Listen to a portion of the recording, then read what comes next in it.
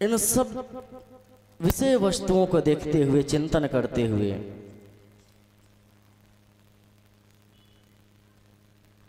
अयोध्या में ठाकुर जी की कृपा से एक संस्था का निर्माण किया गया। श्री हृदय विहारिणी सर्व सदुपयोग विश्व शांति धर्मार्थ सेवा न्यास। आप जो लाइव देखते हैं ना वीडियो, उसके नीचे भी लिख के आता होगा। उस संस्था के माध्यम से वर्तमान में अपने यहाँ बच्चे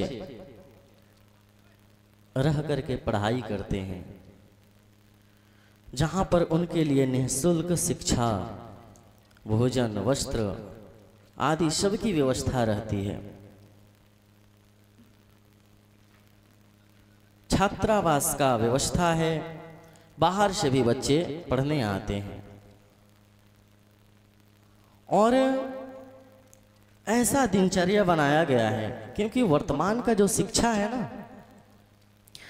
शिक्षा आपको पैसा तो कमवा सकता है, लेकिन बंधुओं संस्कार नहीं दे सकता है। वर्तमान का शिक्षा संस्कार नहीं दे सकता है। संस्कार विहीन होते जा रहे हैं बच्चे, क्योंकि विद्यालय में कभी बताया ही नहीं जाता है कि माता पिता से, बुजुर्गों से कैसे बात किया जाए, क्या किया जाए। संस्कार तो बिल्कुल ही नहीं है कि बड़ों का सम्मान कैसे करें, सुबह उठ करके माता पिता का चरण स्पर्श करें, कोई मतलब नहीं। इन्हीं सब को देखते हुए बच्चों को वहाँ, छोटे छोटे बच्चे सुबह बेचारे 3 बजे जग जाते हैं सब। और ये बच्चे जो कॉन्वेंट स्कूल वाले हैं, जगते हैं आंख मुंह पोंछते हुए, तुरंत जैसे जैसे मम्मी पहना दी वस्त्र, चल बेटा, ऐसे नहीं। वहाँ बच्चे 3 बजे जग जाते हैं, स्नान ध्यान करते हैं सुबह, और 1 घंटा जबरदस्त योगा चलती है उनकी। योगा करते हैं 1 घंटा। योगा के बाद में अपना तिलक स्वरूप किए और संध्या वंदन, सुबह बैठ करके सब बढ़िया ध्यान, नित्य अभिषेक करते हैं बच्चे भोलेनाथ के। ऐसे अभिषेक नहीं कि जल चढ़ा दिए, विधिवत अभिषेक होता है। नित्य हवन करते हैं। हवन से मानसिक शुद्धि और वातावरण की भी शुद्धि होती है। हवन के विषय में बताया जाता है, आध्यात्मिक पक्ष तो है ही, लेकिन भौतिक पक्ष से देखें तो 1 किलोग्राम अगर शुद्ध गाय के घी से गाय के कंडे पर ही हवन किया जाए तो 1 क्विंटल ऑक्सीजन उत्सर्जन होता है। 1 क्विंटल ऑक्सीजन उत्सर्जन होता है। तो बच्चे नित्य हवन करते हैं वहां। सुबह में बढ़िया अपना नाश्ता किए, फिर रुद्री की पाठ, वेद स्तुति, दिन भर की पढ़ाई है उनकी। ऐसे संस्कारों से युक्त करके बच्चों को तैयार किया जा रहा है कि ये बच्चे निकल करके जब जाएं तो पूरे भारत में अगर एक बच्चे को भी पढ़ाए, अगर 100 बच्चों में से एक बच्चा भी निकल गया तो ना जाने क्या कर सकता है। और आपको एक बात और बताएं, कॉन्वेंट स्कूल का बच्चा होता है, निर्णय लेने की क्षमता जो है खत्म हो जाती है। रटा रटाया तोता होता है। बहेलिया आएगा, दाना डालेगा, जाल बिछाएगा, फंसना नहीं, लेकिन फंस भी जाता है। हमेशा डिप्रेशन में रहेगा, तनाव में रहेगा। थोड़ा सा तनाव हुआ तुरंत फांसी लगा लिए, थोड़ा सा तनाव हुआ तालाब में डूब गए, घर छोड़ के भाग, तमाम चीजें डिप्रेशन रहता है। लेकिन गुरुकुल से पढ़ा हुआ बच्चा, संस्कारों से युक्त होकर के जो पढ़ा हुआ बच्चा होता है, डिसीजन टेकर होता है, बड़े बड़े निर्णय लेने की क्षमता होती है, बौद्धिक स्तर की विकास होती है। और वो बच्चा, उस बच्चे से यदि एक बार को सब कुछ छीन भी लिया जाए जीरो कर दिया जाए तो वहां से पुनः साम्राज्य की स्थापना करने की क्षमता रखता है। तो रटने वाली विद्या से ज्यादा बेहतर है समझने वाली विद्या। इसके लिए प्रयास किया गया, सोचा विचारा गया क्या किया जाए। बहुत चिंतन करने के बाद में केंद्रीय विश्वविद्यालय के स्तर से शिक्षा के लिए निःशुल्क व्यवस्था हो, जिसमें बच्चों के चारित्रिक वृद्धि, क्योंकि अगर बच्चा चरित्रवान नहीं रहेगा तो कुछ नहीं हो सकता है। और कॉन्वेंट स्कूल में आजकल यही हो रहा है कि सबसे पहले उसके चरित्र पर ही प्रहार हो रहा है। छोटे छोटे बच्चे 7वें 8वें 9वीं क्लास में पढ़ने वाले बच्चे, छोटी छोटी बच्चियां, जिस उम्र में बच्चे पहले नंगे घूमते थे, उस उम्र के बच्चे बच्चियां, ये हमारी प्रेमी है, ये हमारी प्रेमिका है, ऐसी स्थिति हो गई है। अब भी से बुद्धि में उटपटांग चीजें भरी गई है, क्योंकि व्यवस्था ही उनका ऐसा है। तो चरित्र का जब तक वृद्धि नहीं होगा तब तक भगवान ही मालिक हैं ऐसे व्यक्ति का। तो इसी को विचार करते हुए प्रतिबद्ध हुए कि इन बच्चों का विकास कैसे हो, ताकि हमारे इस भारतवर्ष में जो कुरीतियां फैल रही है, क्योंकि देखिए कॉन्वेंट स्कूल जब से इस भारत में आया है तभी से वृद्धा आश्रम भी आया है। भारत जैसे इस सौहार्दपूर्ण वाले देश में वृद्धा आश्रम, जहाँ पे माता पूजा पिता को भगवान से भी अधिक मानते हैं, वहाँ पर वृद्धा आश्रम कॉन्वेंट का देन है।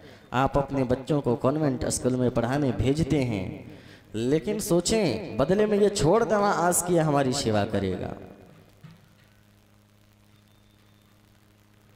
जितने संख्या में कॉन्वेंट बने हैं उतना ही संख्या में वृद्धा आश्रम भी बना है। थोड़े से बच्चे बड़े होते हैं और नौकरी, क्या हमारा बच्चा विदेश पढ़ता है, हमारा बच्चा विदेश काम करता है, लेकिन जो विदेश पढ़ रहा है, जो विदेश कमा रहा है, माता पिता के लिए कितना समय है। एक मास्टर मास्टरानी थे, प्रोफेसर थे, बच्चे को पढ़ा लिखा करके बहुत तैयार किए, उनको अपने बच्चे को बाद में विदेश भेजे पढ़ने के लिए। वहीं पर उसकी सर्विस लग जाती है, सर्विस लगा और वहीं पर वो विवाह कर लिया। माता पिता जो मास्टर मास्टरानी थे, प्रोफेसर थे, वो धीरे धीरे धीरे धीरे वृद्ध होने लगे। बच्चे को टेलीफोन जाए, 10 बार टेलीफोन करे थे, 1 बार उठाए। तुम लोगों को शांति नहीं मिलती है, बिल्कुल भी परेशान करके रखते हो। हम ऑफिस में होते हैं, हॉस्पिटल में होते हैं, यहाँ होते हैं, वहाँ होते हैं, तमाम बातें सुन लो। एक दिन धीरे धीरे धीरे धीरे वृद्ध हुए। जो प्रोफेसर साहब थे उनको लकवा मार गया। रियल घटना है, कोई कहानी बना के नहीं कह रहे, रियल घटना। लकवा मार गया, लकवा मार गया। बिस्तर पर बैठे बेचारे पड़े हैं। जो उनकी पत्नी थी, जैसे तैसे करके उनकी सेवा करे। तो बच्चों के पास फोन गया, बच्चे वहां से पैसे भिजवा दिए। भैया पैसा तो भेज दिए, लेके कौन जाएगा इलाज कराने, पैसा भेज देते। एक दिन जो उनकी पत्नी थी, जो पति की सेवा कर रही थी, गिरे हुए थे, बेड पर पड़े थे, पानी लेकर के या कुछ लेकर के आ रही थी, अचानक पैर फिसला और सीढ़ी से नीचे गिरी, पैर टूट गया, कमर टूट गया। आवाज पहुंची प्रोफेसर जी के कानों में। अब भैया जैसे तैसे घिसकते घिसकते वहां तक पहुंची। अब किसको बताएं, क्या कहें। जैसे तैसे कर करा करके एक दिन प्रोफेसर साहब का शरीर शांत हो जाता है। पत्नी भी संग में, उनका भी शरीर शांत हो जाता है। बच्चों को पड़ोस से किसी ने खबर पहुंचाया तो बच्चे बोले अब तो जाने वाले चले ही गए, अब हमारा क्या काम है, कुछ पैसा भेज देते हैं, इनको संस्कार कर देना। ऐसे नालायक बच्चे, आप सब अभी बहुत खुश हो रहे होंगे कि हमारा बच्चा कॉन्वेंट में पढ़ता है। कॉन्वेंट, बड़ा मतलब गर्व से कहते, कॉन्वेंट में पढ़ते हैं हमारे बच्चे, इंग्लिश मीडियम। पूछो कहाँ बच्चा, अरे इंग्लिश मीडियम में पढ़ता है, इंग्लिश मीडियम। बड़ा मतलब सीना चौड़ा करके। फिर वही बच्चा जब कहता है तूने किया क्या है हमारे लिए, तब पता चलता है। बच्चों को भी ध्यान देना चाहिए कि माताएं किस प्रकार से पालन पोषण करती हैं। एक वृंदावन में एक मैया मिली, बोली यहाँ कहीं रहने की व्यवस्था है, हम 2 दिन से भूखे हैं। तो पूछे क्यों मैया, क्या बात है। कही कि हमारा बेटा और बहू क्या बोले घर से कि चलो हम तुम्हें वृंदावन घुमा के लाते हैं, और वहाँ से ले करके आए और यहीं पर उतार दिए, हमारा सामान उतार दिए, बोले कि यहीं प्रतीक्षा करो हम आ रहे हैं। तब से लौट करके नहीं आए। सोचो उनके ऊपर क्या बीतती होगी। इसलिए हम आपसे कहते हैं कि शिक्षा के प्रति भी बच्चों से सचेत रहें, कैसी शिक्षा देनी चाहिए। बच्चा रो रहा है, फोन पकड़ा दिए। एक मैया थी, भोजन कर रही थी, तो फोन बच्चा चलाए, तो हम कहे मैया कम से कम भोजन करते समय तो फोन रख लो। बोले बाबा भोजन ही नहीं करता, रोने लग जाता है ये। हमने कहा मत दो भोजन, फोन रख लो। कितने दिन नहीं करेगा, 2 दिन नहीं, 3 दिन नहीं करेगा, खुद भूख लगेगा, खुद करेगा वो। लेकिन ऐसा वात्सल्य भी किस काम का कि बच्चों का भविष्य खराब कर दिया।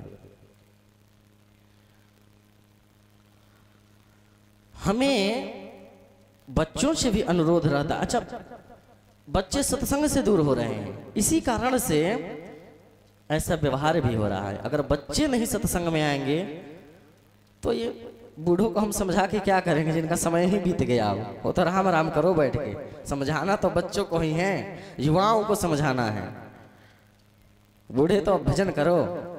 अब क्या, अब जो आदत बनी हुई है बूढ़ों में, वो क्या सुधार करेंगे अपनी, सुधारना तो बच्चों को है। इसलिए कोशिश करना चाहिए कि बच्चे सत्संग में ज्यादा से ज्यादा आए, बच्चों को सत्संग में ज्यादा से ज्यादा ले जाएं।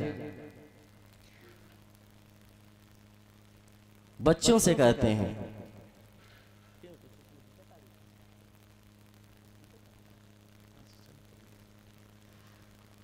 कि कभी भी माता पिता का निरादर मत करना, क्योंकि एक बार को विवाह कर लिए, किसी कारणवश अगर झगड़ा हो जाए तो पत्नी छोड़ के जा सकती है, मां नहीं छोड़ सकती। इसी को देखते हुए अपनी संस्था के माध्यम से बच्चों को में कैसे आचरण युक्त बना करके शिक्षा प्रदान किया जाए, इस पर निरंतर प्रयास करते रहते हैं। बच्चे रहें, उसके बाद में चिकित्सा के लिए कुछ ऐसे व्यक्ति होते हैं चिकित्सा नहीं हो पाती है, उनके लिए बृहद हॉस्पिटल के निर्माण के लिए भी कार्यरत हैं। गौ माताओं के लिए उनके संवर्धन और संरक्षण के लिए भी प्रतिबद्ध हैं कि गायें रोड पर ना घूमें, उनको उचित इलाज मिले, उचित भोजन मिले। इसके लिए नित्य निरंतर प्रयासरत रहते हैं। भगवान जितना सामर्थ्य देते हैं पूरी शक्ति से काम करते हैं। साथ में वृद्ध माताओं के लिए वृद्धाश्रम, ये तो भारत भूमि पर कलंक की तरह है, लेकिन क्या करें, बच्चे निकाल देते हैं माता पिता को। साथ में इस समाज में फैली कुरीतियां, जिससे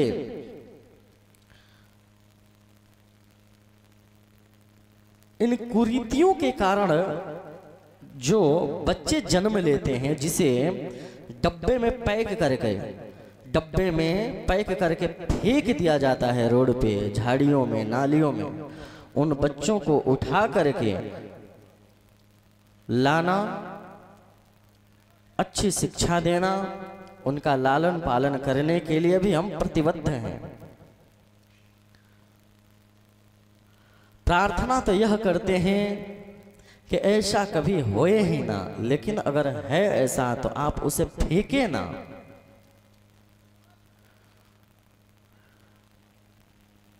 इसी को ध्यान में रखते हुए अनाथालय के भी निर्माण के लिए कार्यरत हैं। संघ में